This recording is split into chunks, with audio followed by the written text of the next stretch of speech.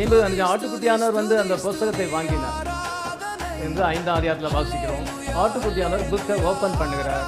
Open பண்ணும்பொழுது worship வந்து மாறிவிட்டது. இது வரைக்கும் செய்த வர்ஷிப் வந்து இப்பொழுது சேஞ்ச் ஆகிவிட்டது. அதன் பின்பு இது என்றால் யோவான் என்ன செய்கிறான் என்றால் அந்த புத்தகத்தை அவர் கையிலிருந்து வாசிக்கிறார். ஆனால் 5ஆம் அதிகாரத்தில் க்ளோஸ் புக்கு ஆட்டுக்குட்டியானவர் வாங்கியிருக்கிறார். இப்பொழுது புக்கை ஓப்பன் பண்ணியிருக்கிறார். 10ஆம் அதிகாரம் 2ஆம் வசனத்தில் பலமுள்ள தூதனுடைய கையில் அது இருக்கு. இப்பொழுது யோவானுக்கு என்ன சொல்லப்பட்டது? நீ போய் அந்த புஸ்தகத்தை வாங்கிக்கொள் என்று சொல்ல, அவன் தூதனத்தில் போய் அந்த புஸ்தகத்தை எனக்கு, அந்த திறக்கப்பட்ட சிறு புஸ்தகத்தை எனக்கு தாரும் என்று கேட்கும் பொழுது, நீ இதை வாங்கி புசி, இது உன் வயிற்றுக்கு கசப்பாக இருக்கும், நான் வாய்க்கு தேனை போல மதுரமாக இருக்கும். நான் தூதனுடைய கையிலிருந்து வாங்கி அந்த புஸ்தகத்தை புசித்தேன்.